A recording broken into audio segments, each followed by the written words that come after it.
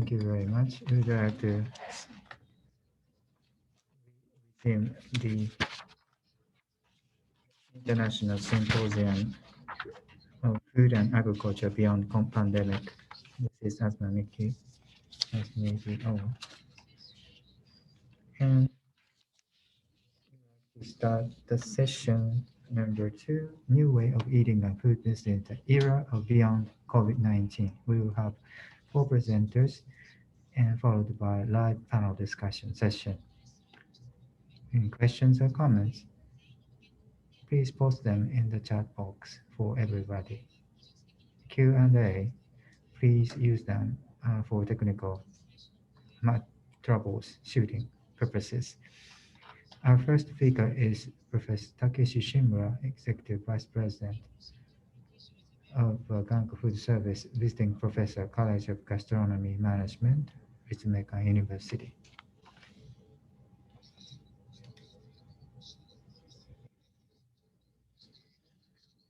Hello everyone, I am Shimura from Ritsumeikan University. I would like to take this time today to share some information about how COVID-19 has affected restaurant and food businesses. I would like to make a presentation while sharing the screen. Please wait a moment. Okay, first of all, I would like to share some information about the impact of COVID-19 situation in Japan today. What I am showing to you is the GDP trend of Japan. As you can see in this graph, Japan's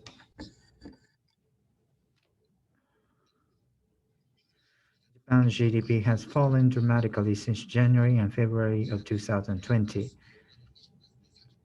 There was about 30% decline in Japan's gross domestic product, and I'd like to show you a graph that shows how the restaurant business like accordingly. Looking at this graph amid the so-called general decline in consumption, we can see how much damage the restaurant business has suffered. When the state of emergency was declared in 2020, the demand for Japanese-style pubs and restaurants dropped by 90%. And the demand for dinner restaurants dropped by about 80%. They dealt a huge blow. However, looking at this graph, the restaurant business cannot be discussed in a single category. The damage is relatively small in the business that is close to daily meals, while the damage is greater in the so-called special occasion services or non-daily meals. That is one of the characteristics. Another characteristic is that when droplet infection is considered, as has been said in recent years, restaurants that serve alcohol are relatively more damaged. It can be said that the food business has suffered a great deal of damage. Next, I would like to look at the impact by industry, which is a little more segmented. If you look at the graph on the left, you can see that the restaurant business has not been the most affected, but there are other industries that have been more severely affected. For example, furniture and furnishing retailers. For example, furniture retailers do not sell consumer goods, but deal in durable consumer goods. So in a sense, they are more affected than restaurant business because they do not offer daily business necessities than restaurants. So they are the most severely affected. Similarly, the travel, hotel, retail industries are affected in the same way that we were. And these industry sectors have been severely damaged. On the other hand, of course, eating is an unstoppable human activity. So when we look at where the decrease in our business has gone, we see that supermarkets and mass merchandisers have been positively affected. Therefore, although the food business itself has not decreased because, of course, you consider the number of human population being multiplied by the number of times we eat, you can say that there has been a major shift in the industry from eating out to eating at home and taking out. As for predictions about until when the COVID situation will persist, As you can see in the graph on the right, the Nikkei Center's predictions indicate that it will continue to be influential until 2024. Currently, there are reports that the state of emergency in Japan will be extended. According to the restaurant and food business companies, the situation will continue to be difficult until the emergency declaration is lifted, with sales still declining.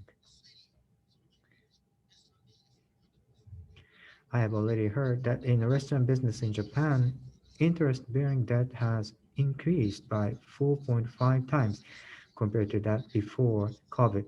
This means that the restaurant business will have to operate under higher risk of bankruptcy in the future. Next, this page summarizes the so-called non-financial, non-monetary impacts. First of all, I think the biggest change that I feel in the food business is that we used to consider right is no longer right. That is the biggest change. Especially in the Japanese society, the words omotenashi, hospitality, and fureai, contact, have been used for customer service. People communicate directly with each other face to face. This has been the key in the Japanese food service business, as people have been trying to create their own advantage over the other companies, not only in the restaurant business but also in the retail industry, such as supermarkets and department stores. Face-to-face sales have been emphasized. What used to be characterized as face-to-face sales is now characterized as non-contact with people. This is a major paradigm shift. We used to say that people were assets, but now people have become risks. This is a major change in the business environment. In the past, the fact that people did not show up to serve customers was a cause for complaint. But now, the very service that we have been trying to provide, with which we have been in close contact, has become a cause for complaint. This is a major paradigm shift caused by this infectious disease called COVID-19. Also, looking at what's happening out there, I observe a sharp fluctuation in demand. In February last year, after the Chinese New Year, there was a 20% drop in demand, and the former Prime Minister Abe requested that schools to be closed, which led to a further decline in demand by 50% in just 1 week. Well, it has been explained that the business of eating is a business with relatively low volatility. For example, in the field of economics, stocks betas, the uh, was considered very low, and has been said that business is relatively free from economic fluctuations. But we're now faced with a rapid change in demand that we have never experienced before. I think this is the characteristic of the food business, that society has been changing at such a rapid pace. Another symbolic thing is that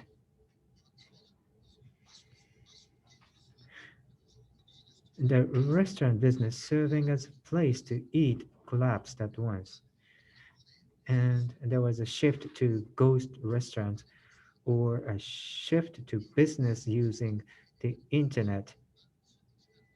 However, this will take time. As I said earlier, we're facing a sudden collapse in the business of providing places and food there. I think this is what has happened in the food business in last year. What kind of changes have been brought into the business? There are several points I should mention here. One of them is a rapid change or introduction of production technology in the food business. In the past, emphasis in Japan was on face-to-face service. So there was on the part of provider and the consumer of the introduction of technology or robots, there was an unconscious avoidance as the interface with customer. On the other hand, COVID-19 requires no human contact, which is a quite revelation. Therefore, we think about when we think about contact between customers and employees, robots and information interaction using digital devices will advance at a rapid pace. In this sense, my specialty is DX, digital transformation, in the restaurant business. But until now, customers and society have been relatively cautious, if not negative, about the introduction of digitalization and technology. But now society has changed at once. If we look at it positively, we can say that the introduction of technology into restaurant business is the way forward.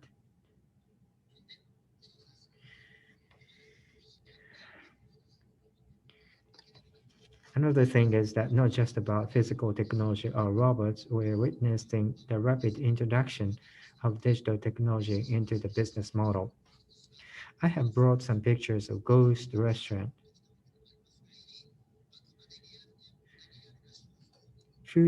Businesses used to sell real products in real stores, and as a secondary business, it was dealing with sales on the web or takeout services. However, with the rapid penetration of DX, many companies, even Michelin-starred restaurants, have become involved in delivery services. On the other hand, what has facilitated this is the enhancement of so-called delivery method. In the past, Drucker once predicted that the penetration of the internet would be the enhancement of payment methods and logistics in the physical space. The development of platforms such as Uber Eats, DD, the Demicon has accelerated the development of digital transformation. On the other hand, I think we need to think carefully about the future predictions about whether these things will continue to evolve and whether so-called digital transformation technology, robot technology, will take root in restaurants. This is because, as APU President Deguchi mentioned in his lecture, human beings have faced infectious diseases hundreds of thousands of times in our long history. The PowerPoint presentation here shows the history of the fight against infectious diseases in the last 2000 years. Human beings have overcome many battles against infectious diseases such as so-called plague and the famous Spanish flu to get where we are today. Paradoxically, even after overcoming hundreds of battles against infectious diseases, human beings have not abandoned the practice of eating together, sharing meals, sharing hands, and hugging, which is said to be a symbol of human communication.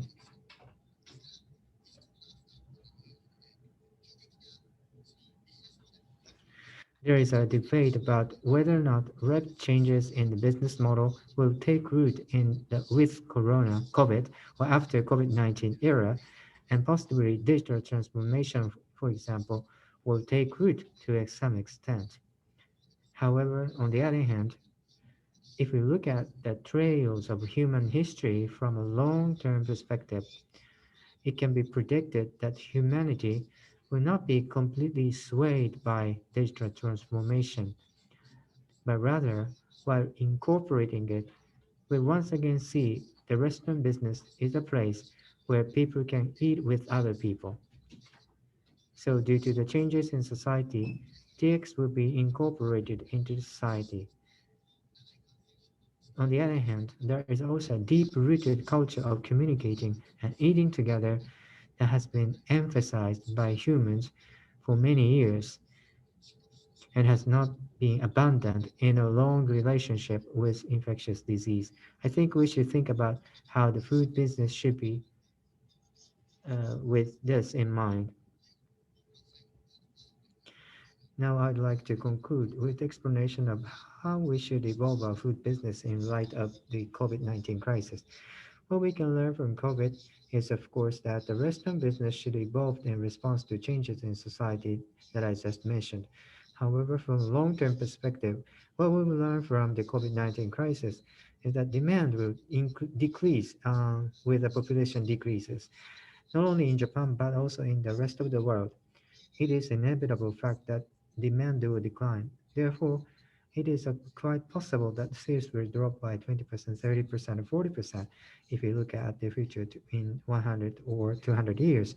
Therefore, we need to think about the future of the food business and how the food business should respond to the decreasing number of people, how to adjust to the inevitable decline in the population, which may result in the food market shrinking in the very long term of 100 to 200 years, should be considered from micro business point of view. On the other hand, we should think about whether the food business should be confined to the food industry or whether it should go beyond the food industry. For example, until now, the logistic industry has focused on transporting goods. However, the means of transportation is now being diversified by drones. If this happens, it is possible that the distribution industry will not only stay in distribution but will also expand into other businesses.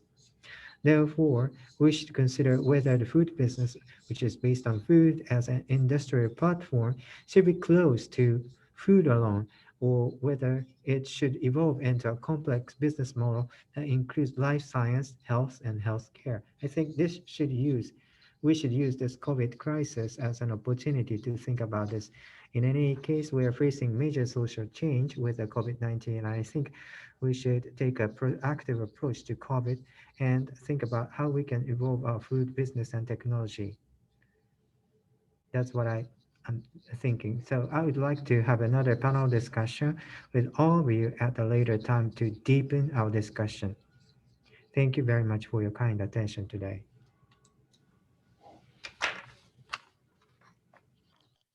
Thank you very much. Now, I'd like to invite Mr. Kunihiro Manabe, Director of World One, Representative Director, Shikoku Taberu Tsushin.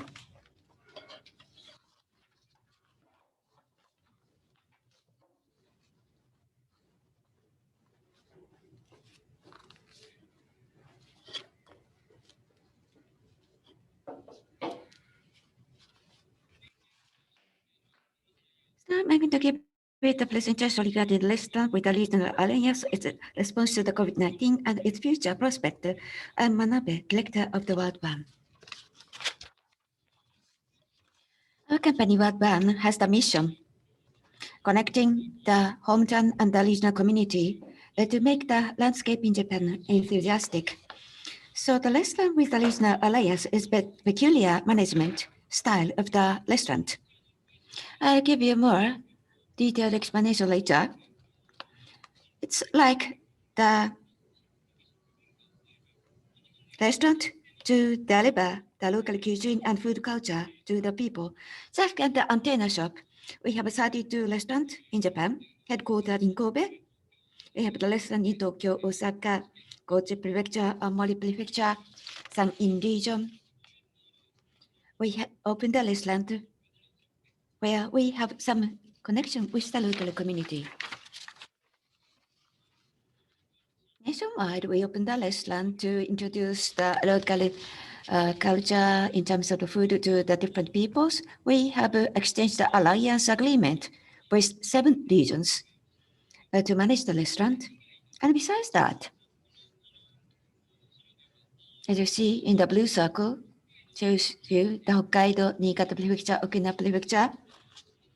With these regions where we do not open the restaurant, using the existing restaurant, we sometimes have the Niigata Fair, Hokkaido Fair. That's the event for a time limited time only to introduce the local cuisine to the people. The restaurant with the regional alliance, what is the feature? You may wonder. What's the difference between this restaurant and the normal restaurant? Please take a look at this picture. We have Tosashimizu World Restaurant, Aomori Nebuta World Restaurant. We use the name of the regions for the restaurant name. Our company's name, World, goes at the end of the restaurant name. In Japan, we have Watami Restaurant, Shirokiya Restaurant, using the company's name is the policy, but ours is different. We use the regional names for the restaurant. In the case of Sashimi's Cape Ashizuri, we are able to bring the live fish to the restaurant. We'd like to reproduce food culture as much as possible using the fish preserves in the restaurant.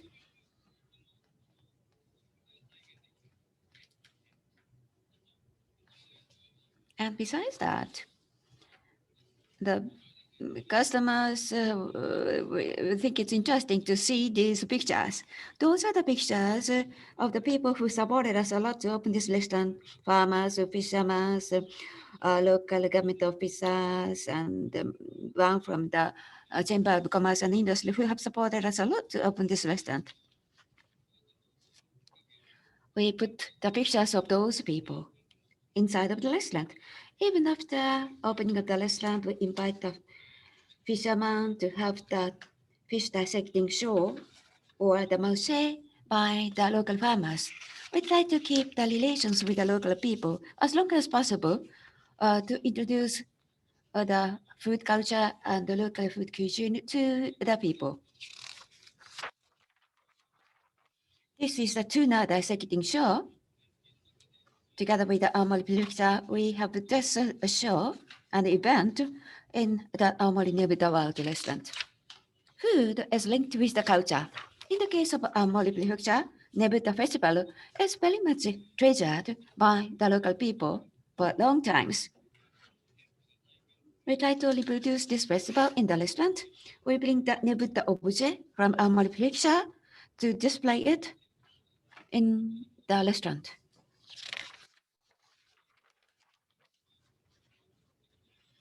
This is the table to show you the role and responsibility of the party concerned. Compared to the normal restaurant, it looks not so different. The difference is not so obvious. But you see it in this table, or you see the character of our restaurant.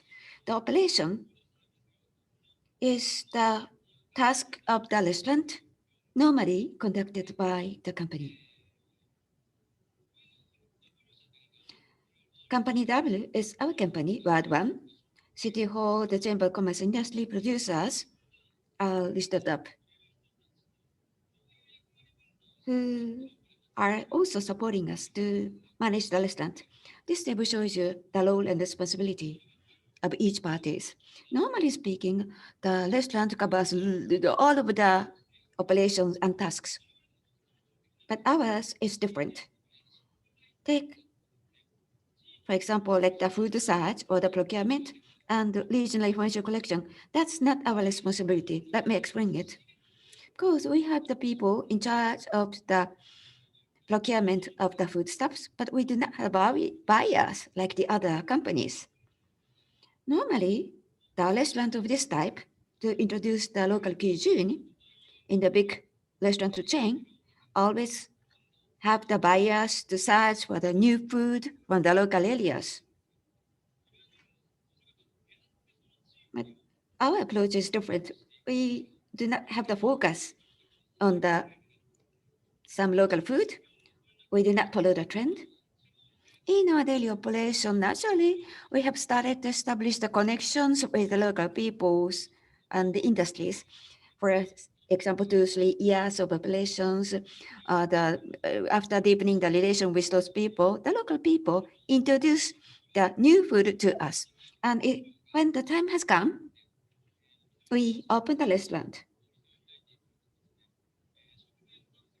So food search is basically speaking the one that is introduced by the local people. Same can be said for the regional information collection. The local people supported us a lot. That's one of the characters of the food service industry in our company.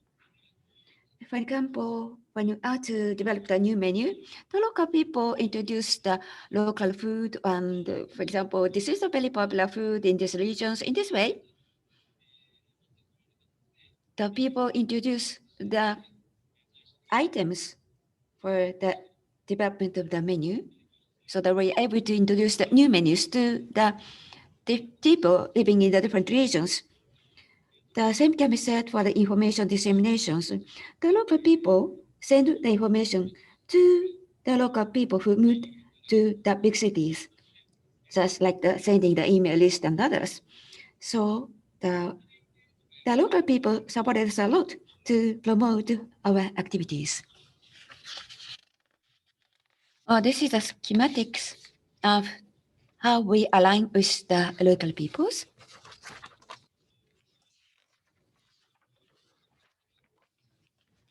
The Restaurant with the Regional Alliance has been started from 2014 in our company. Last year, we are faced with the COVID-19. Out of that, we need to come up with the new responses. Because of that, have we established a new food system with the regions? Not yet. However, starting from 2015, we tried to search for and seek after the way to create a new food system with the regions until now. So in this situation, we think that we need to be the survivor, keep on doing the business. That's the first priority for us. The sales has been reduced to 1/3 compared to the pre-pandemic era. We should keep on going to be the survivor. That's a way to support the regional community. So in these hard times, we try to be the survivor, continuing our business management. To be more exact, our idea is shown here. What is a COVID-19 for us? We made a deep dive. This slide was prepared back in the April last year, right after the emergency declaration was issued in Japan, to let the people know about the future navigation of our management. To be more exact, people say the COVID-19 in many ways, but for our business, important point is the stop of the movement of the people and the contact of the people. These are two important elements for us. People say that because of COVID-19, economic activity has been stopped. Movement and human-to-human contact is very important for us because it's the source of the value. And because of this element being stopped, our industry has greatly impacted. As you see, the normalization of the virtual meeting and the generalization of the work at home out there is going to be taking root in the future as well. Movement and contact of the people will never go back to the pre-pandemic era. The society will be changing. I thought it in this way back in April last year. It's been more than 6 months. Now, actually, this trend has been taking root already to some extent. On the other hand, vulnerability of the densely populated area or the risk to depend on the importation has been always said in this industry. Therefore, a review of the regional community and the evaluation of the monozukuri local consumption for local production for local consumption has been said. The COVID-19 will never be ended. Now we have the vaccination. However, we need to live with the COVID-19. So we have the reduction of the movement and the contact of the people while we are taking another look at the regional community. What's the future of this industry? So far, the food service industry needs the face-to-face contact with the people, but it might be difficult in the future. But the alliance with the regional community and the hometown, the relation with the hometown needs to be consistent in the future as well. This is a summary of our policy. After the COVID-19, we tried to reduce the cost as much as possible. Keeping the cash as much as possible at our hand is very important. We try to reduce the cost for the promotional materials or the energy cost.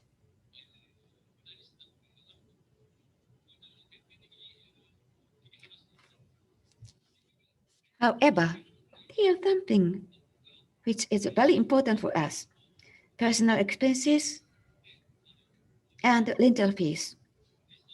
Because one option is to restructure the organization by reducing the number of the people, but people are the most important resource. And the CEO's policy is not to reduce the number of the people. So place and the people are the two important resources for our business management. In other words, how to use this resource as efficient as possible holds a key for the future success. Regarding the place, so far, in the case of the restaurant bar, the morning until noon is the time zone which we do not use the place. Besides that, what sort of the function can be added to the restaurant? And when it comes to people, the staffs working in the kitchen or the dining hall needs to work in both situations, i.e. that I want the staffs to be multitasking so that we are able to have the flexible shift schedule and task sharing. And that's the policy we have decided back in April to manage the company in the future. So far, the staffs just have the single task. In the past, from here, I want the staffs to be multitasking to introduce and improve the productivity. And then the company as a whole, or the restaurant as a whole, should have the complex business structure. The business with complex format is the future picture we should achieve. We started the maruche or the bento box production and delivery. And besides the izakaya restaurant, we started to go on to the green area to start a new business. So staffs, if they are going to be the multitasking workers, that we can go to the side dish and delivery takeout business. And very recently, we just started the EC of the products. In this way, based upon the hometown, besides the restaurant service, we can go on to the different area. So far, we introduced the local cuisine at the restaurant. But how to support the regional community to connect the consumers and the producers? That's our biggest mission. In a different day in the future, we call it the locally micro factory idea. We have the plan to set up the small production center in the regions to introduce the good food culture to the peoples so that we are able to find the new value to go from the tertiary industry to the upstream industry, that is the food processing industry.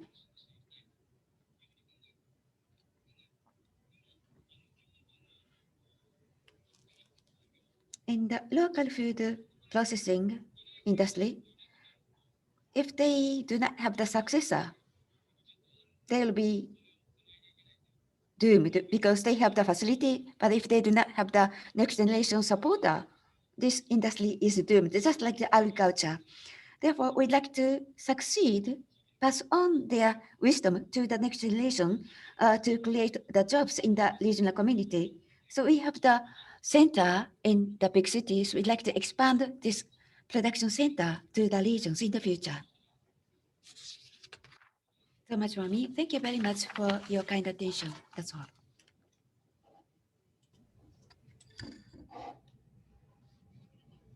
Thank you very much.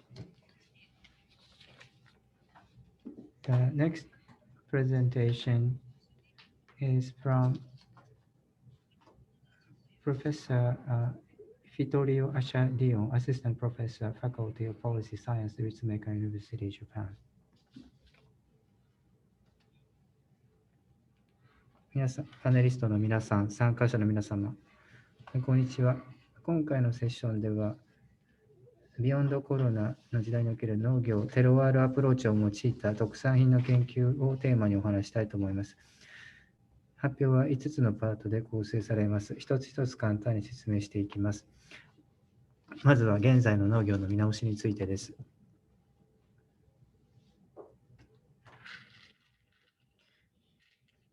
現在の大規模なモノカルチャー、単一栽培は食料安全保障の確保には有益ですが、同時に肥料の供給と作物のバランスが崩れてしまうなど、別の問題も生じてしまうという私の主張をいくつか述べたいと申します。それだけでなく、探索栽培は害虫被害を非常に受けやすく、そのため大量の農薬が必要となり、それは通常には水路に流れ込んでしまうのです。それだけでなく、重機械がたやすく単一栽培に使われています。こうした機械は通常、化石燃料を消費します。そのため、農業生産のすべての段階で温室効果ガスを放出することになります。したがって、このような単一栽培による生産方式は、一般的に水質汚染や大気汚染、生物多様性の損失だけでなく、土地の劣化と関連する可能性があります。また、現在の CO2 排出量目標設定以前は、農業生産は最大の収益性を得るために、高投入、高出来高のみを目的としたものがほとんどでした。しかし、現在は排出目標が設定されたため、環境目標を達成するためのパフォーマンスに対してもプレッシャーがかかってきています。そしてこの高投入、高出来高の計算では、通常栽培の投入量に対して最適な出来高を達成するための動植物に対する理解が十分に探求されていません。したがって農業生産をより持続可能なものにするためには、汚染などの環境負荷の経済的価値を加味する必要があります。また、普段は当たり前のように受け止め取られている土壌表面の資源に対する評価も考慮する必要があります。では、2つ目の農業生態学とテロワールの話に移ります。このパートでは定義の一部をお話したいと思います。一般的に経済学では、計算には出てこないコストを間接的なもの、あるいは外部的なものとして扱いますが、これらのコストは環境負荷の形で現れる可能性があります。したがってその地域の生態系資源でなく、既存だけでなく既存の生態系の評価を検討する必要が出てくるのです。農業生産における環境問題や持続可能性の問題に対処するためのアプローチの一つは、全体的かつ体系的な方法で社会経済的な側面に対処することであり、それは農業生産におけるステークホルダー間の組織的なコミュニケーション、挑戦の理解、農家と消費者の関係の分析などを含みます。農業生態学は生態学的原則に基づいた科学的手法と実施を農業システムの設計と管理に適用するものであり、これにより生態系資源の持続可能性を確保することを目的としています。これらの先行研究では、景観のアイデンティティと地域の食料システムに埋め込まれている土地資源における地域の利害関係者が密接に関係していることが強調されています。そして一般に農業生態学では、農法の適用、生物多様性と天然資源性の保全、土地に埋め込まれた食料システムの開発という3つの大きな領域について議論されています。そして、この3つ目のポイントからさらに深く掘り下げていきますと、ワイン産業から派生したテロワールの概念が結びつきます。農産物の特性とその地理的起源との関係に対する説明が必要だからです。そして、そのような歴史、社会的、あるいは経済学的な観点やワイン醸造技術などの人的要因もまたテロワールの一部です。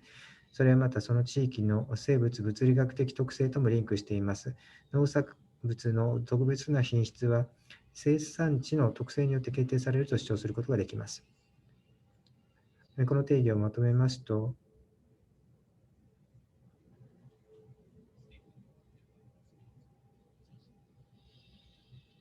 地域の自然環境と生態系の特性との関係や、地域の農業知識や観光が農産物の特性に直接影響を与えるということになるわけです。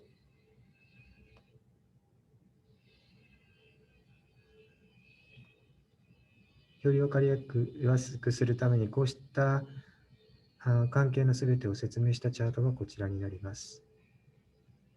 さて、次に3つ目のパートですが、環境の変化、コロナ、気候変動、こうした変化がもたらす影響を探っていきたいと思います。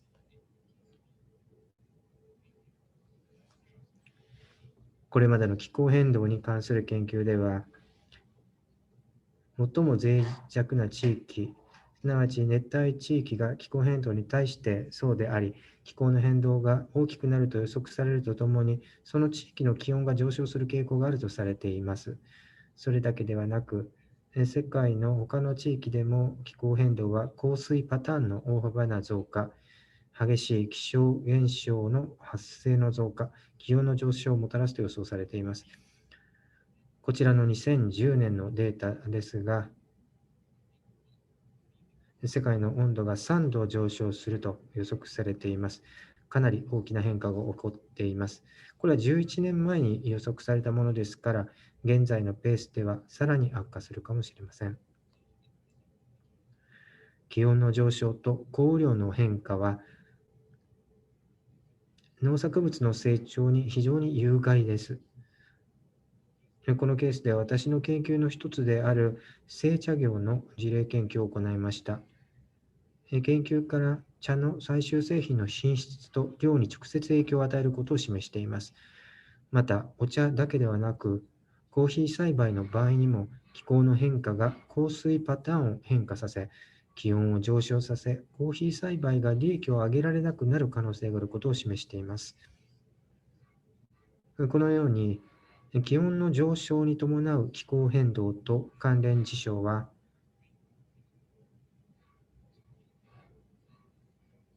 コーヒーだけでなく、他の作物の生産量や生物多様性にもマイナスの影響を与えることになります。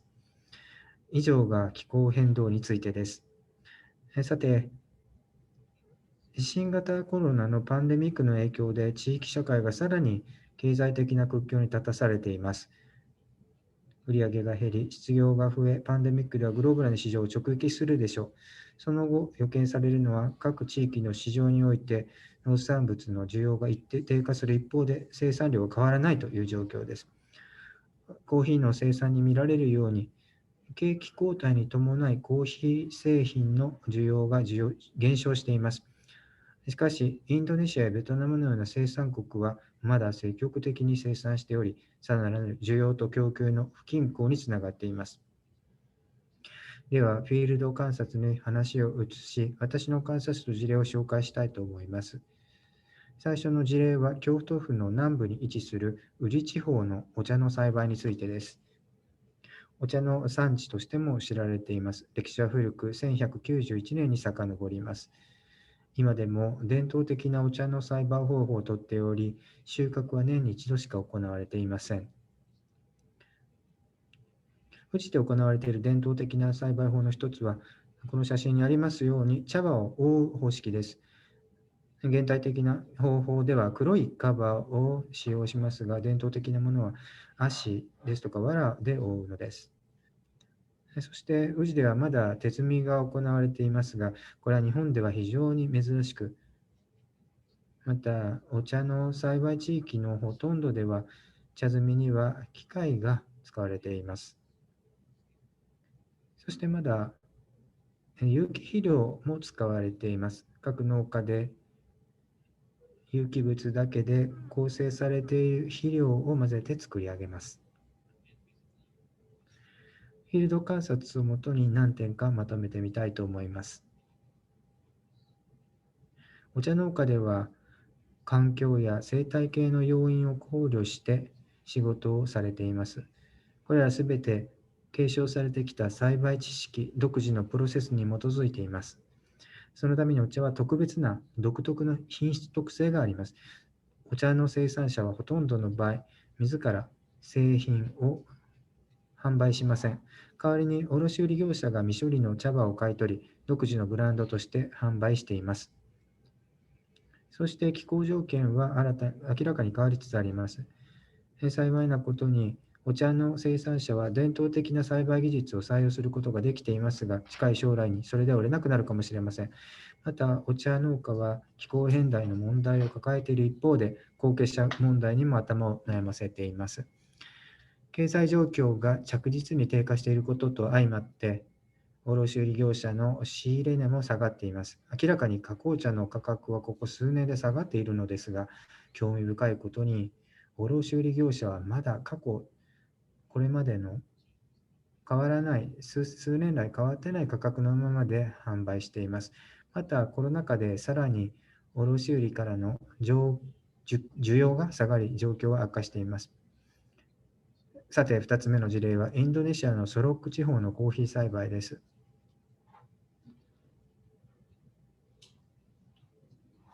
有名なコーヒー製品のいくつかはインドネシアのスマトラ島産です。そしてこの数年の間で、このソロック産のコーヒーが国内および国際市場で非常に人気となっています。歴史を紐解くと、この地域でコーヒー栽培が開始されたのは18世紀の初頭で、オランダの貿易商が持ち込んだとされています。その後、プランテーションは1500メートル以上の標高に展開しました。ソロック地方は3つの行政区域で構成されています。すなわちソロック自治体、ソロック県、南ソロック県です。直接観察をしてみた結果、農家はコーヒー栽培を世代継承しているということが分かりました。さらに、ほとんどの場合、コーヒーが主な作物ではありません。換金作物であるエシャロットですとか、その他、コーヒーをさつまいもや唐辛子、パッションフルーツなどの他の作物との間作として栽培していました。同様に、宇治の茶農家のように、個々の農家も自らコーヒーの実を処理しません。協同組合がコーヒーの実を農家から買い取って処理をしています。協同組合は市場の需要と地域の気候条件に基づいてさまざまな種類のコーヒー加工を行います。そしてその中で選択的に農園の原産地に基づいてコーヒー豆を選択します。各農園の品質特性をさらに差別化するために各農園のコーヒー豆を選別しているのです。ということで要約しますと、コーヒー製品には特殊な品質特性があることが知られています。そしてこれはほとんどがコーヒー農園自体が森の中に作られていたという現在の栽培方法に起因しています。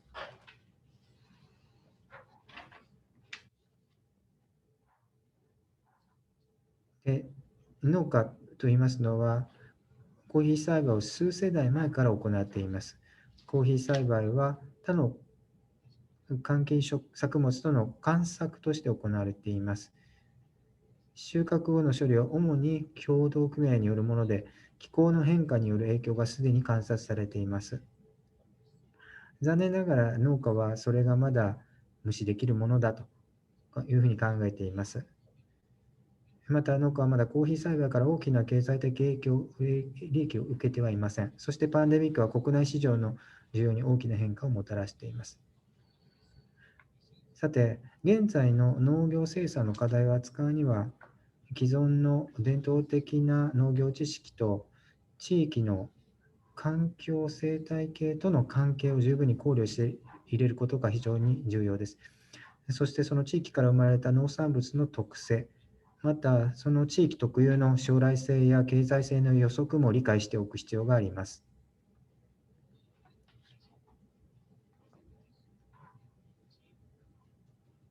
このようなアナログ的なアプローチにデジタル的な部分を超えたモニタリングや計測を行うことで、重要な要因の特定が可能となり、農家の観察やフォーカスグループによるディスカッションを通じて、地域の栽培方法の分析が可能となります。また、地域のアイデンティティや場所への愛着といった直接的な影響を与える要因についても、特に栽培の時期や種類との関係で明らかにしていく必要があります。そして、これらがどのように相互に関連しているかをこのようにテロワールの枠組みからの展開として示すことができます。そのため、前のチャートで示したような経済指標の値は、地域の生態系の表面、あるいは植物の真の生物学的状態に関する重要な情報源となります。地域の農業知識を気候指標で補完することで、農家は生産性のレベルを予測し、農産物の品質や特性を向上させることができるようになります。気候指標は農家が効果的かつ最適な栽培プロセスを実施するのに役立つだけではなく、気候変動に容易に適応できるようになり、特に現在のパンデミックの状況では、地域における栽培の持続可能性を確保することができるようになります。また、社会調査の結果、宇治地区の茶農家やソロックのコーヒー農家は、卸売業者あるいは加工業者への依存度が高く、価格変動に脆弱であることが観察されました。また、テロワールに基づいた適応策は、農産物の品質や特性と強く結びついている地域の環境ポテンシャルを評価するためにも活用になります。このようにテロワールの概念を適用することで気候変動への一助となります。同時に GI のフレームワークを利用して消費者との直接的なつながりができ、ひいては市場の需要と市場価格の安定に役立ちます。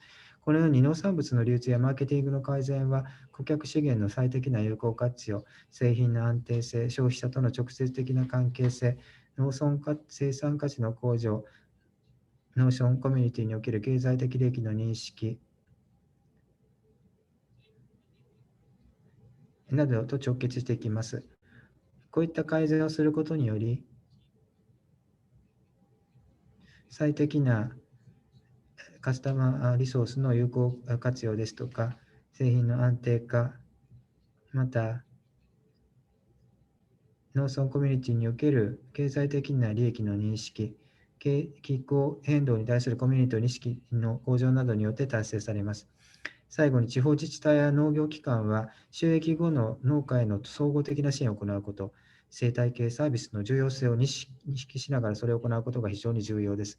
そして地域の農業生産の特徴を生かすことにより、地域に密着した効果的かつ最適な適応策を創造することが可能となるのです。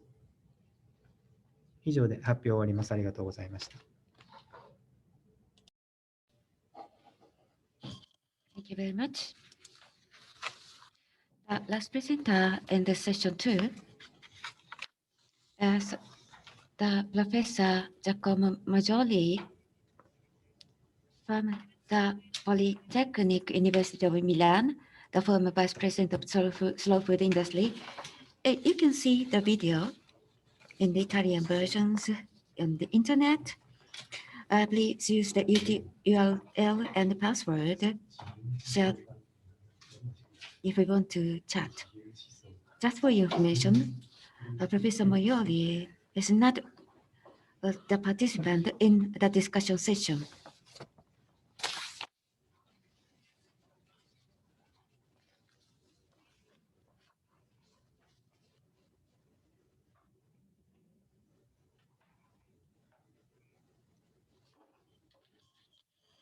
Be it a professional communicator or the food expert, nobody has predicted what's happened in this pandemic.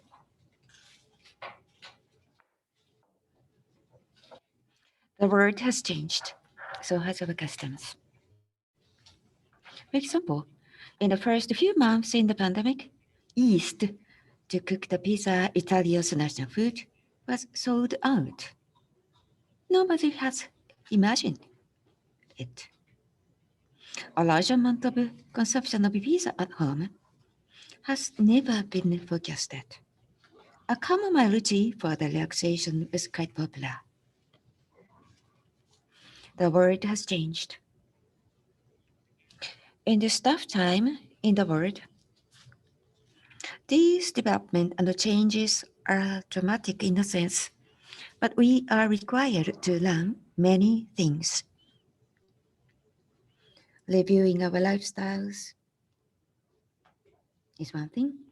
Recovering the old customs from the senior generations and parents might have been one of them. It's good to go back to the traditional food, to cook pizza at home or pasta. That's to regain the quality of food, isn't it? No, I do not mean that. This eating style is rather taken for granted. It's the way to judge the quality of food, good from bad. At this moment, it's not my favorite word, but the word resilience is frequently used, and we learn how to face up to these tough times. However, for the food producer, consumers, the future challenge is to create the new and reproducible resilience. For example, if the vaccination works, some people think that everything will go back to the past. This is by far the most wrong idea. Everything is and should be different from the past. Regarding eating in a global scale, we require something like cell therapy. Especially in Italy, we have the challenge. The lessons we learned out of pandemic is that whatever we speak, we need expertise. We should have the information and experience and deep knowledge about the subject before we speak about it. For example, everybody uses this magic word, sustainability. But it's not good enough, or else it sounds uncomfortable these days. Sustainability is everywhere. The point is, what kind of sustainability we discuss should be reviewed. It should be beautiful, intelligent, concrete, pragmatic, and feasible. Not for the minority of the people, but for the majority of the people. We've gone through the fermentation phase, so to say, like the grape juice after fermentation, boil become the wine. But what kind of wine is it is? What's the quality? How it's produced? The food talks about the eating or the food.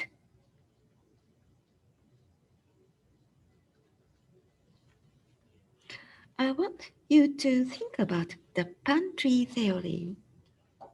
The pantry in the past was the cabinet to store the food at home. How was it used? First of all, people select what to store and decide to discard the old food and replace it with the new food. Based on that, people decide what to buy next, how to spend the money, what idea should be reflected in the pantry. And the most important point is to think about the good balance between what's stored now and what will be coming next. In other words, we should consider the circular gastronomy. That's very important. The same can be said for economy as well. We should learn how to use the food in the pantry in a better way.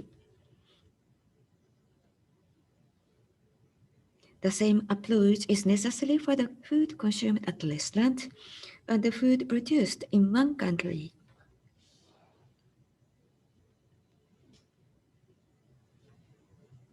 Food or the eating mirrors our society and customs.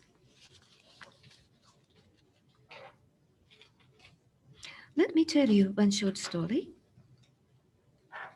Back in 2009 to 10, I had many opportunities to visit Japan. Every time I stayed, my curiosity out of social science urged me to go to the department store in Ginza and to the grocery section in the underground level. Back then, the global economic crisis had just started, and Japan was already in the midst of that crisis.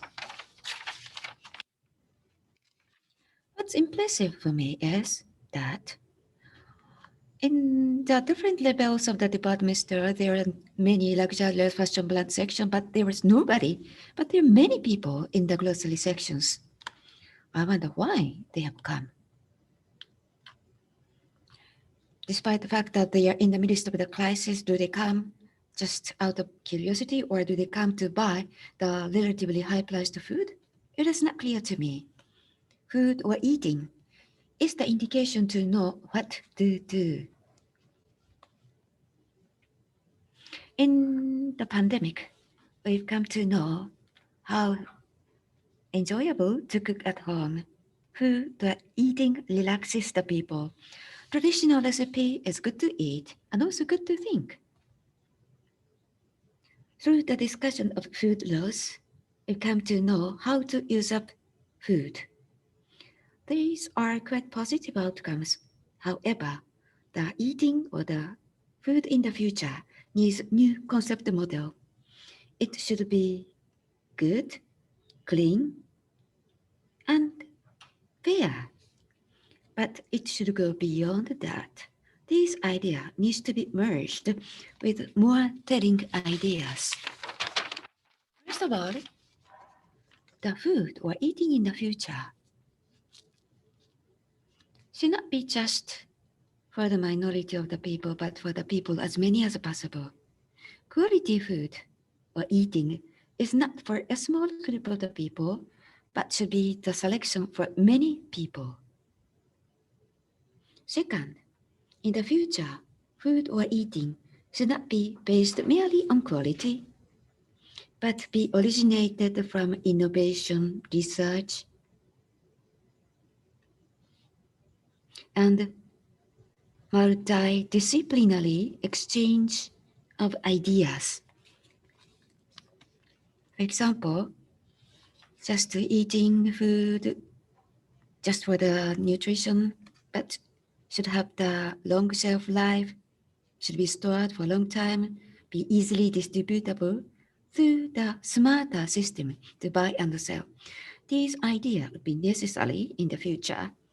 In addition, new space to sell and consume the food would also be discussed. Can the housing be the same in the future? The small but well-designed housing space can be used more spaciously. We have got used to work at home in a remote manner. This itself is different from the past. How about the restaurant in the future? Presumably, it will be the space, the comfort, sense of coexistence, and aesthetic beauty. It's not enough.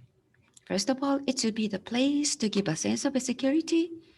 Another point is to the consideration of multi-levels of hygiene standard. So it should be safe and comfortable place. So the operation of the restaurant will require many factors. Thinking about the food or the eating in the future, there are 3 different levels of the discussion point that we should prioritize. First of all, what kind of food will be consumed at home?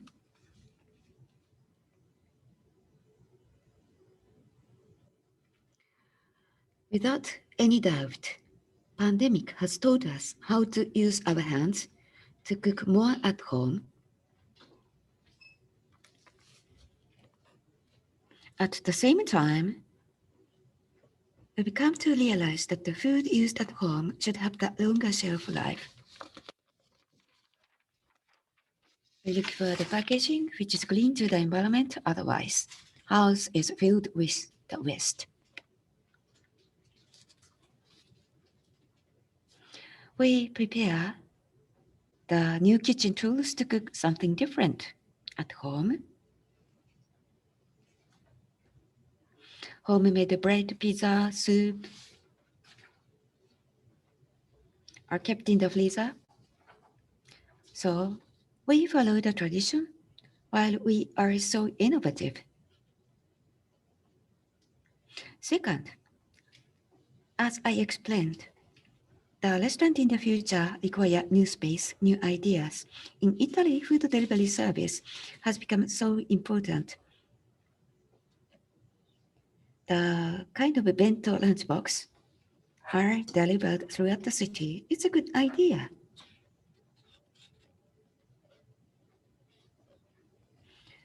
The food delivery service needs the good cooks and good drivers. Otherwise, this project doesn't work. So the quality of the food, operational capabilities, as well as management capabilities are required. Restaurant in the future should offer, of course, the good food and should be well planned. The third one is the food industry. Besides the improvement of the quality,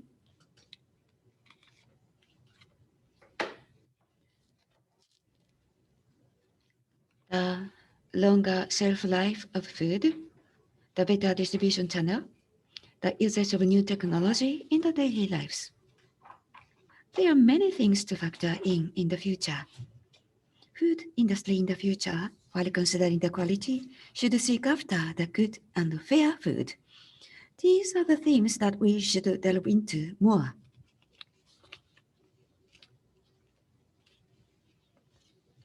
Lastly, I will pick up some keywords.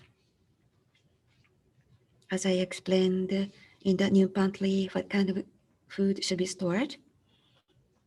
First of all, the food should have the long shelf life.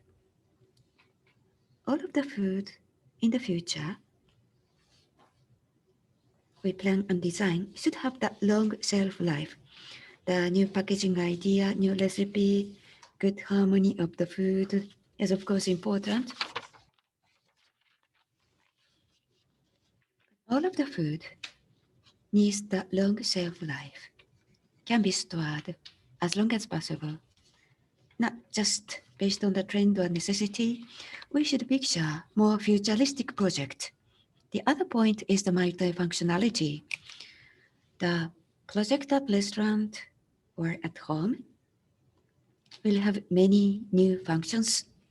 The restaurant will be the place for exchange and to sell the products, some from local area, some otherwise. Restaurant will be the place for experience and the showcase and the place to induce the people to have many experiences. Everything will go under this motto. To make simple experience something special. That being said, being simple is not easy. Doing simple things skillfully needs capability, science, knowledge, and experience. So being simple is significant in our future. Lastly, there is a concept that I like to underscore. All of our activity in the future should be good, smart, scientific, and clean. Clean activity, like clean food and clean things, is sustainable at the same time, because being clean is necessary to make sustainable and fair things. Being fair can never be ugly. Meaningful and fair thing is clean. It nurtures coexistence, not a favorite for minority of the people, but a favorite for the majority of the people, unique but ubiquitous, unique and communicable with the world. That is the food and eating in the future.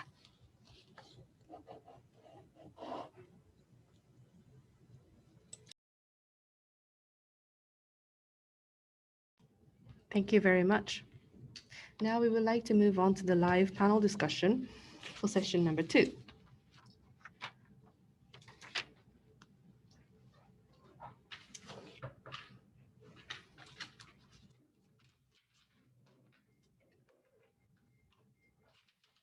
It will be a live session. We would like to invite the facilitator from the College of Gastronomy Management, Masayoshi Ishida Sensei, Professor. And the commentator is Professor Hiroko Tanaka. We would like to give the microphone to Professor Ishida. Thank you very much for the kind introduction. I am the professor of the College of Gastronomy Management at Ritsumeikan University. My name is Masayoshi Ishida. Hello to everyone. Thank you very much for the lecture. I was reflecting on the comments. There were a lot of input from the lecture, starting from Professor Shimura, what Japan went through at COVID-19. It was a very detailed lecture.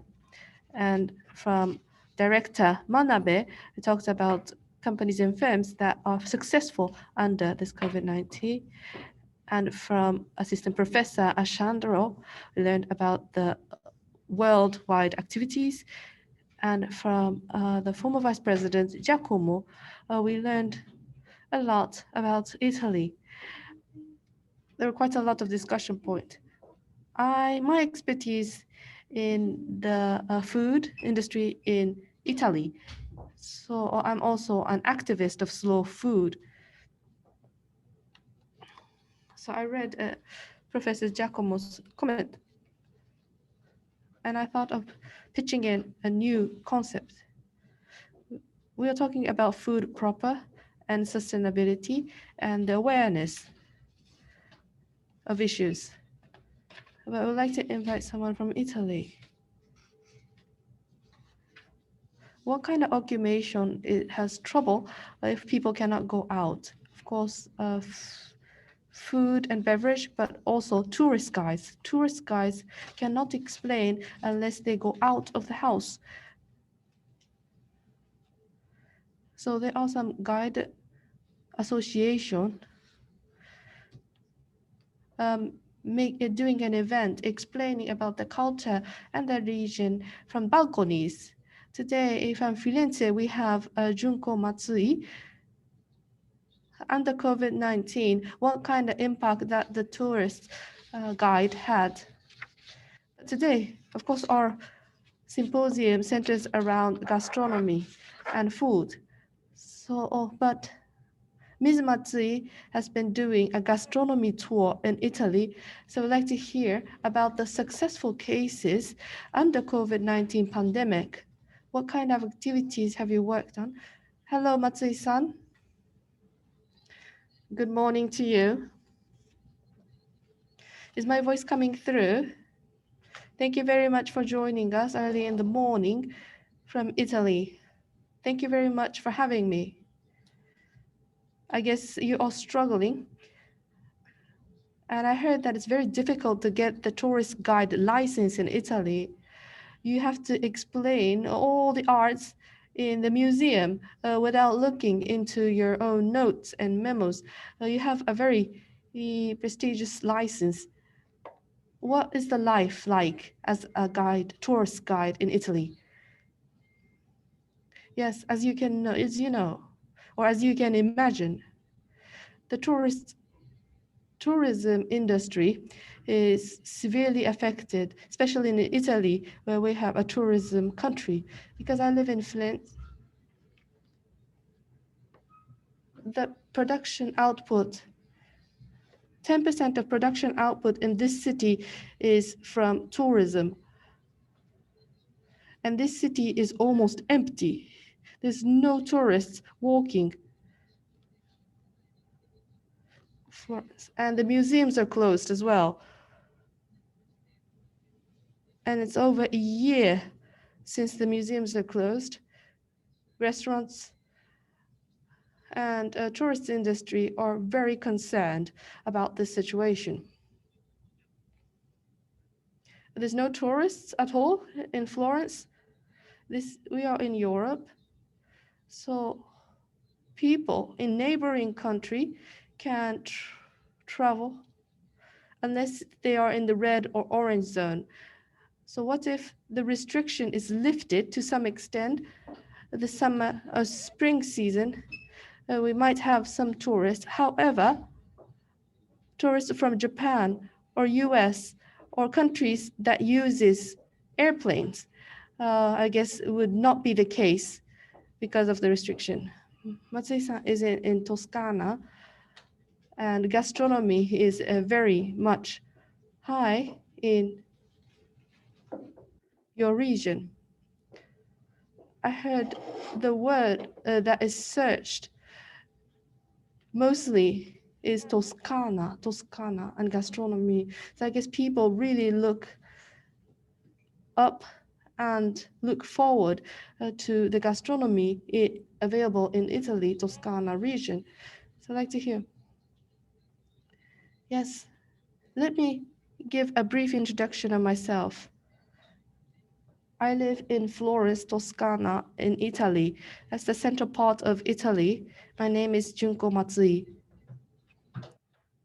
I've been living in Florence for 28 years now, and I've been in the tourist guide industry for the full time.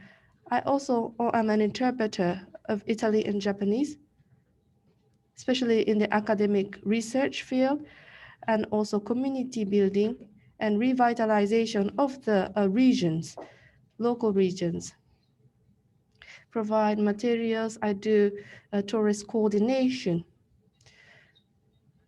So thanks to this occupation, I've always been thinking about appealing and showing the attractiveness of the region and the people and how we can deepen the understanding among people.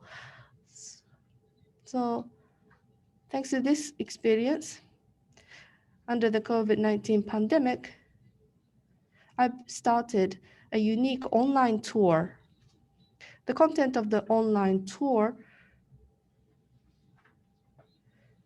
is different from visiting the local areas. What I provide is about visiting the local producers to learn about the daily activities at the farmer's site and how about life and family in Italian family. So this talks about the real world, real activities, real situation of people, showing the tasting scene and introducing the story behind food and services. What I've introduced is winery tour, olive oil producers, farm import, and bed and breakfast service provider. So we have been shedding lights on those local people. And we've been doing this for 3 months now. For the paid service, we had more than 100 participants, including free tourists. We have roughly 200 participants using our online tour. And what I found is that it's quite unique and impressive. Those people who enjoy this is using this at a dining time, dinner time.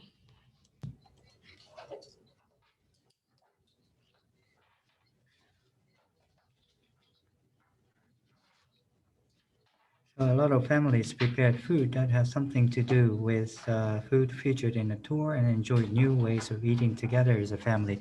For example, customers could purchase the wine featured in the tour in advance and enjoy the wine while watching the production site through the screen. Or during the storyline of the butcher, they could see the meat being served at the table. That's how they enjoy the tour.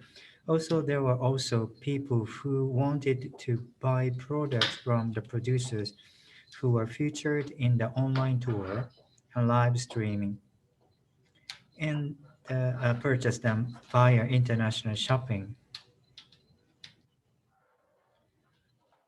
And the video shows the bottling of olive oil, and people were so impressed with just a 5-second video that dozens of bottles were sold.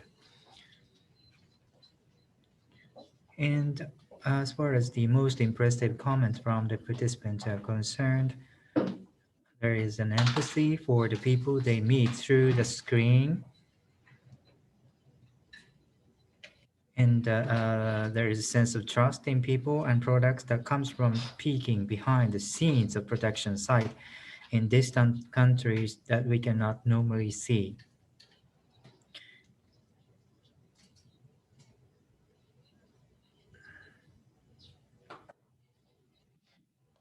The idea of in people and products that comes from seeing what goes on behind the scenes in faraway places that you would not normally see. And on the idea of planning your next trip becomes more concrete without being influenced by trends, and you can set goals for your trip. We want to go there or like to see such and such people. So the purpose of the travel will be clarified and satisfy their habit for knowledge. Currently, we are exploring the possibility of collaborating with Japanese restaurants to provide meals in Japan for the online tour. For example, we'd like to offer a meal that goes perfectly with the wine featured in the online tour. We have only been able to talk to a few restaurants so far, but they have told us positively that it could be effective in increasing the profitability of their restaurant operations, and that they would like to hold online tour events in the restaurant for their regular customers to enjoy. So in order for you to see what I have mentioned, so I have prepared the video running for about 3 minutes or so.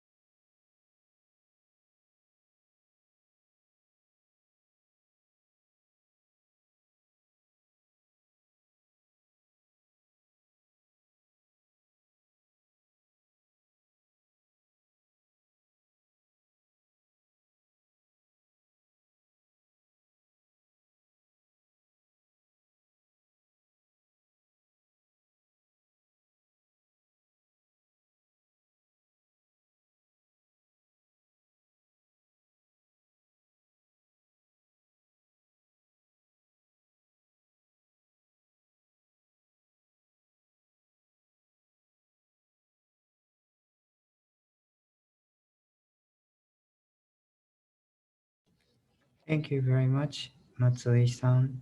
Was very interesting. So together with the people in Toscana, we can exchange through the online session, right? So thank you very much for connecting from the far away, from 10,000 kilometers away from Japan. And we have Hiroko Tanaka, who is the specializes in the food distribution and marketing. And I hope that you will make a comment. Thank you very much. My name is Tanaka. And the schedule is tight, so I'd like to briefly speak what I'm going to talk to you today. And I'd like to pass the discussion on to the following panel discussion. So from the viewpoint of marketing, is about grasping and responding to what the customer wants in terms of goods and services. What do we want from the food? What are the things that we want? I listen to speeches from the perspective what we want. The COVID pandemic situation is like one pause of my life. This is the time when we take the pause in your life. You keep running all the time, however, you have a rest or pause, I'd say, and pausing that, and then start to think. And Dr. Jaco Moyori said that we have to review the process. We have to stop and think about the next step. And being time being limited,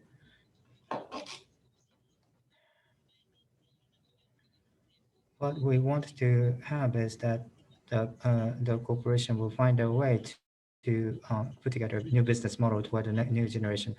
As Matsui-san mentioned earlier, it was when we connected with Skype, not Zoom, to listen to the story of producers of the field, and we chat together by sharing the meal through the online. So I'd like to pass the microphone to Professor Ishida to proceed with the following session. Yes, thank you. You always keep running, and Tanaka-sensei, thank you very much.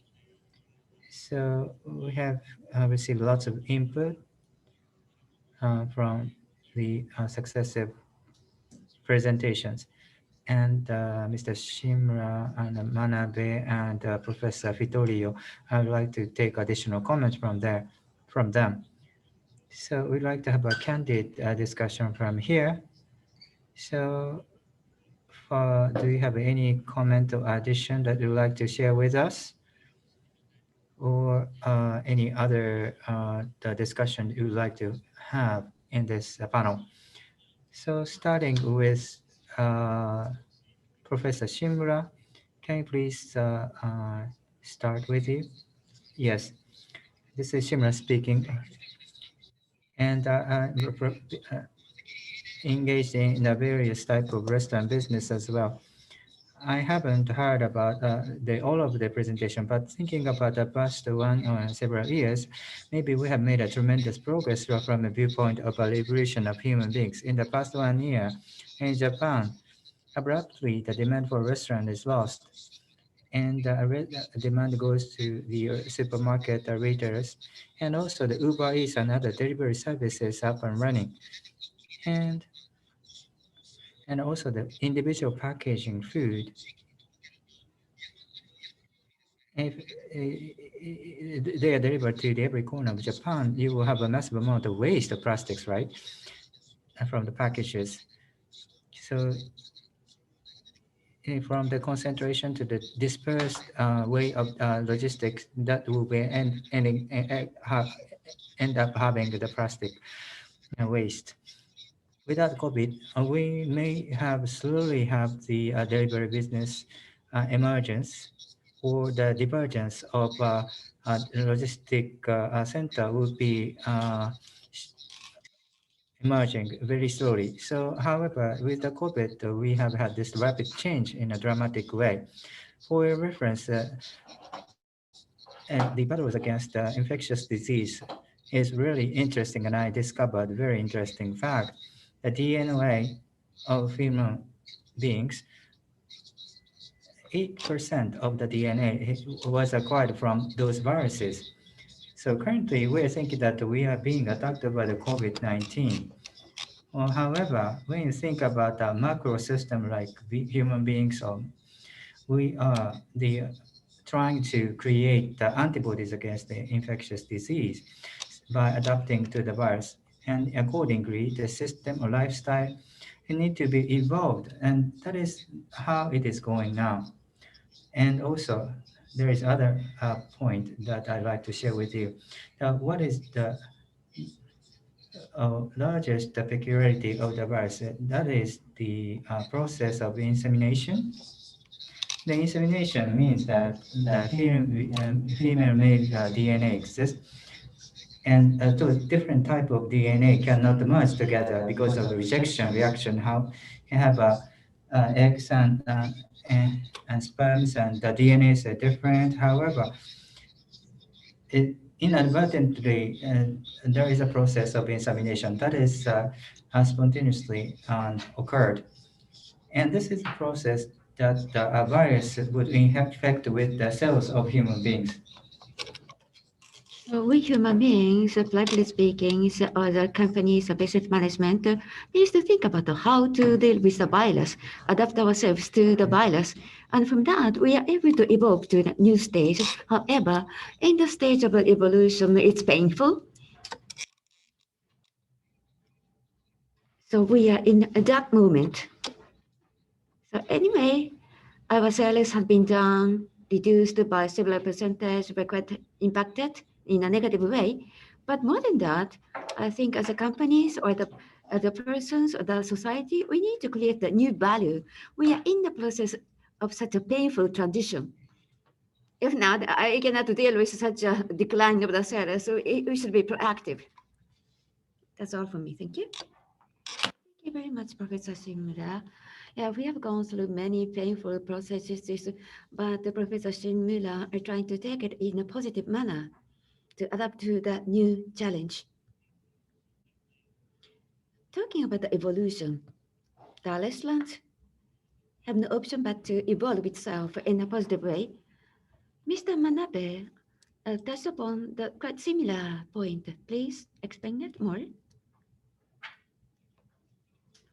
As was already explained, in many ways, through the restaurant, we'd like to connect the food producer and consumers. That's our mission. The restaurant place.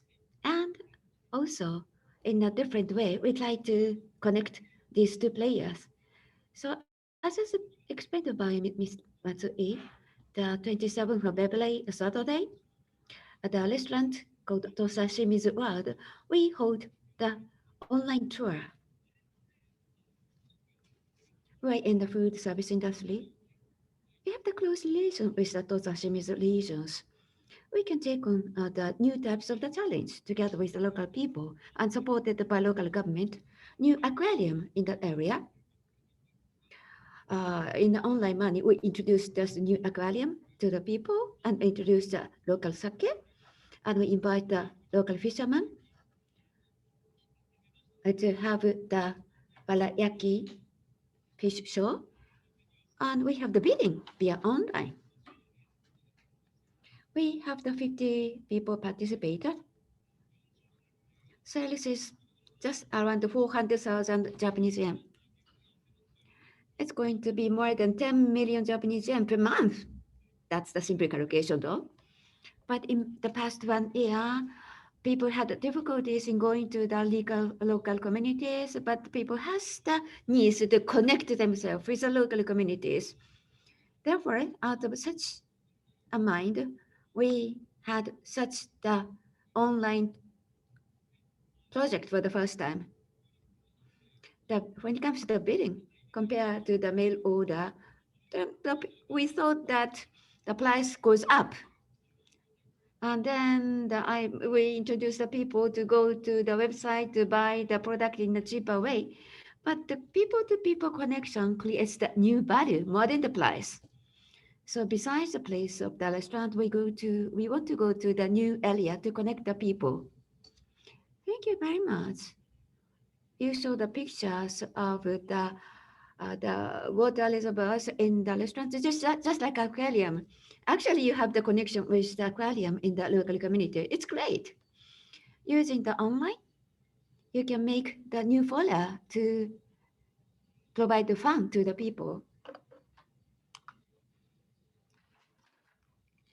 You can take the people to the place in which besides the online tour, people can never go. You go to the wineries or the very small cheese production center with the many people. It's cumbersome for the local people. Any opinion, Matsui-san? Yes. Take, for example, the cheese factory. We should go there at 9 a.m. We have the time constraint. And also the number of the people has some limitations because of the space. If you go to Italy from Japan, you need to think about the time jet lag after the long flight. Physically speaking, there is some limitation because of time constraint. If you come from Japan to Italy, you cannot use your precious time. What you can do here, it has some limitations because of the time difference and others. But when you are to do it, online manner, you can prepare before you start the online tour by getting more information about the place to go and others. So more than the actual physical tour, online tour is the way to deepen the exchange with the people in local area. After the online tour, and then you actually go to the physical tour, then actually see the people face to face, you will feel more interesting. There you see the view of the Florence. In an online manner, you can say, this is the landscape of the Florence back in the 19th century. And instantaneously, you can feel the difference of the landscape beyond the time difference. You can use the online tour in many ways. Thank you very much. The physical tour, you can get some information experience. Compared to that, the information by reading books, online tour sits in between these two. Depending on the method and depending on the objectives, online tour is very useful. People wants to get the information to know more about the terroir, just like the reading the books. I mean, for those people, it's cumbersome to make the physical tour. Talking about the terroir, Professor Vittorio, please give us some comment.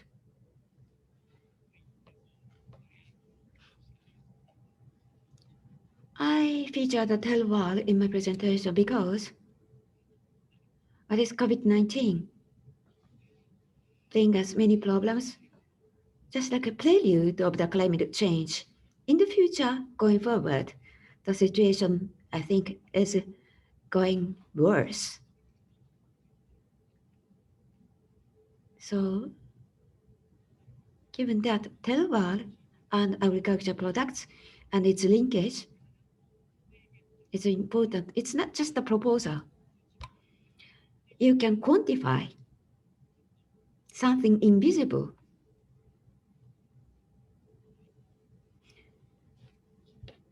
The quality of the agriculture product, taste, can be quantified.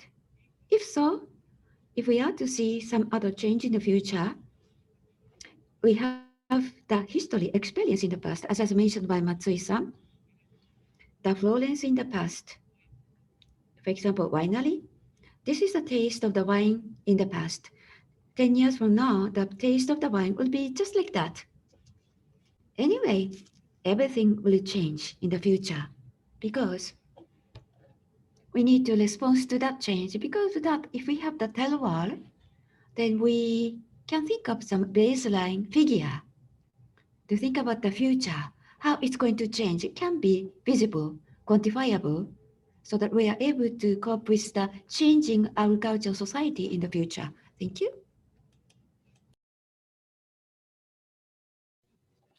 Terroir is always difficult to discuss in Japan, this concept. Like Professor Ashaldino said, this terroir word came from the world of wine. Wine receives a big impact from terroir. But of course, Japanese sake also has its regional and rural characteristic, but it depends on the vintage, where it was produced, what soil was used, and those are melted and contained in the wine. But it's always difficult to discuss the context of terroir. The tea, uji tea, according to the expert of tea farmers, who used the shadow tree, he explained about creating a shadow above the tea trees. And it came to my mind, and I came to learn about the concept of terroir through uji tea. Today, your lecturers was at the front line of academia, and you also talked about specifics. But Professor Giacomo presented a very conceptual discussion about the future of food and service industry. And I guess someone mentioned that the food and service industry will change in the future. There will be newcomers, new players, considering the health of people. Perhaps Manabe-san mentioned that. So the conventional food and service industry will change and develop in a new manner. You said that the food and restaurants will change. Is there any comments from Professor Shimura mentioned in the video about health? Professor Giacomo Moioli, because he is governing the actual front line, it will always be difficult. I've been talking with President Deguchi of APU and talked about post-COVID-19, and we had the same common answer. In the long term, it will return back. As I mentioned in my lecture, we talked about how many pandemics were there in 200,000 years. There were like thousands of pandemics. People died a lot, and we have developed. And still, people dine together, shake hands, and hug each other. This is the first time for us as an individual to encounter a virus like this. But in the long, long term, I don't think we will change significantly. Like I said, we have the word evolve, like everyone mentioned. Perhaps not all human beings, but we would never thought we will be able to talk online from a person in Florence. If it's an academic tour, it'll be like zero night stays in the local area. But this online conference made us available to meet without all the traveling and the time required. I've been talking with Roger Porter of Harvard University about this. And once we experience this, we can't go back. This will settle. So remote, telework, work from home will settle and become part of our life. But still, we will still try to meet each other face to face because communication I'm not the expert of communication, but what I hear is that the spit is important. The saliva spit is important because there are emotions inside it. And it's important that we exchange this saliva spit. Perhaps in the computer, if someone makes an expression of anger, we might receive that power from a computer. We don't know when that would happen, but that currently it cannot be conveyed via computers or internet. So meeting via internet and meeting face-to-face is different. So it will be a combination of the two. But how many times we eat will continue to be the same. So it will be a zero-sum game, whether we dine out or eat in. So we have spread eat out, dining in. So there might be some balance in between, and we need to monetize that balance. That will be more important. And if those that cannot meet the requirement might have to leave and go to the wall. Yes, we talked about the inconvenient world, and people were so afraid of COVID-19. But we consider the university lectures using Zoom. We found some interesting aspects of using remote lectures. Someone mentioned that we never thought, Shimura sensei said that we never expected someone to join from Florence. This is like science fiction. We are standing in front of the computer console in the science novel. Sorry. So under this COVID-19,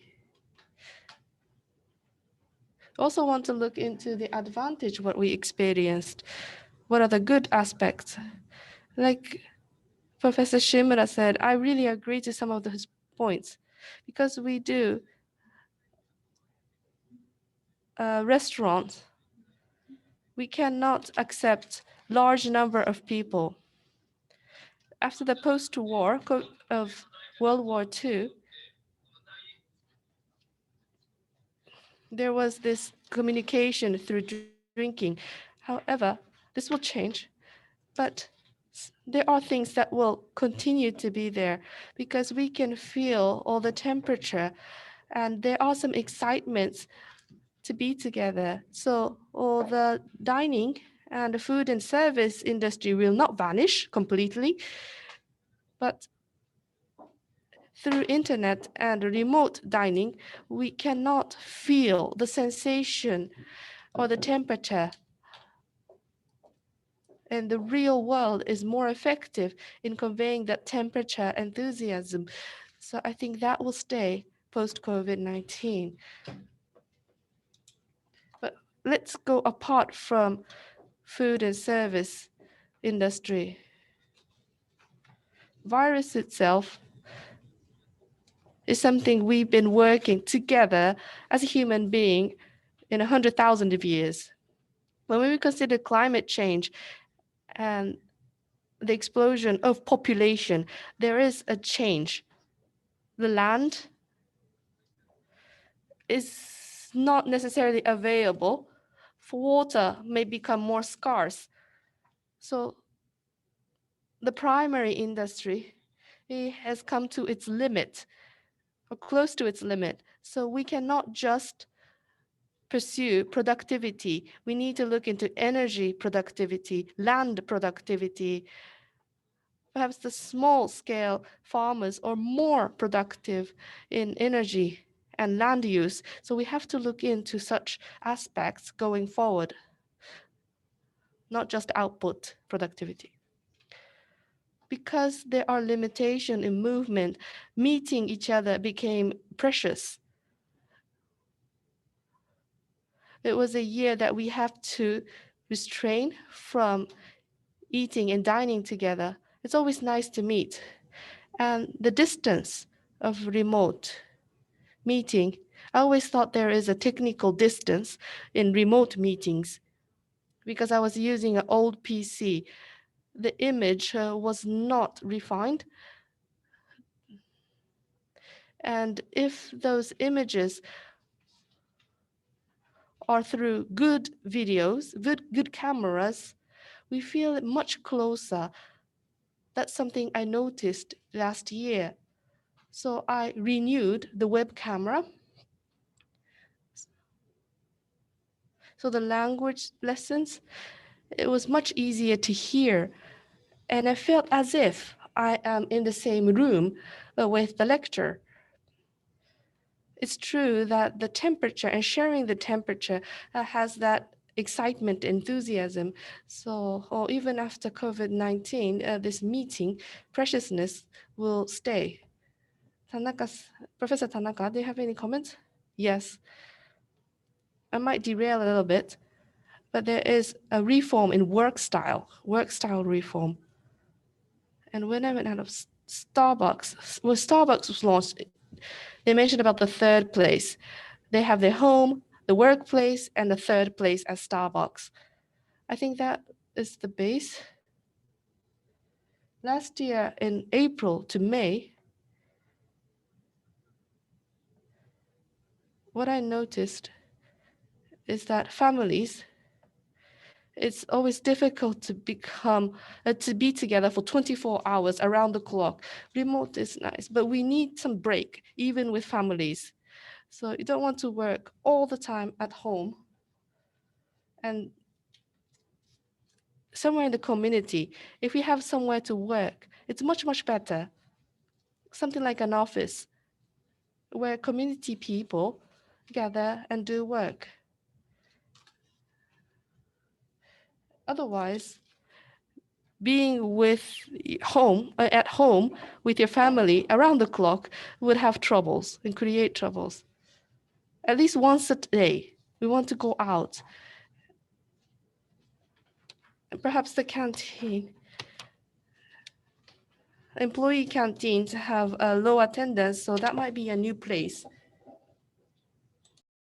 Thank you very much. I feel the same way. Before the pandemic, I was dealing in the foreign food and foreign materials, and I have been working on through Skype or messengers on a daily basis. And first, I thought that it would infringe on the privacy, and I was in the midst of tide wearing. My children was running around behind me.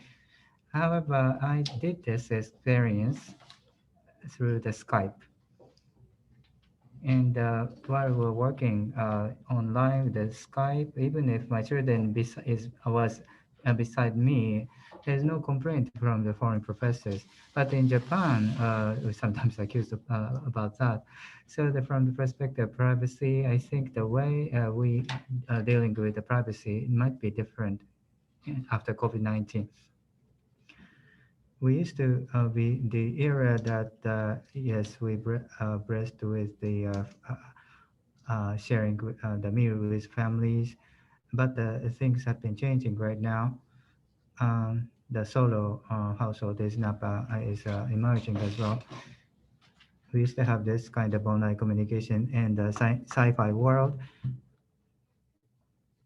And without saying that, all right, let's get started, I think this kind of technology will not be advanced. So currently, we are now in the post position that the economy and society are now growing in the past 100 years, but we are now in the area, in the age that we have to look back and what we have to do in the future.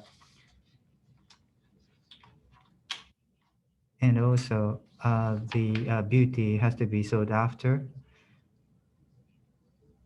The expression is so vague. However, I think that the beauty is also the area that we have to sought after in the food or the gastronomy science as well. To be punctual in the session. So we have 2 minutes and 30 seconds left. So is there any additional comment from the participants? Dr. Vittorio, would you like to add something here? No addition. But when we talk about the UGT, what I presented today is that not the brand of UGT, but the teas cultivated inside of the city of Uji. That is the backup information. Okay, we'd like to conclude this session. And we'll have a panel discussion.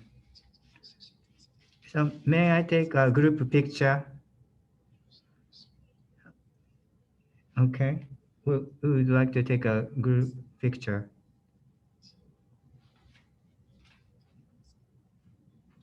Three, two, one. Thank you very much. Thank you everyone for joining the session.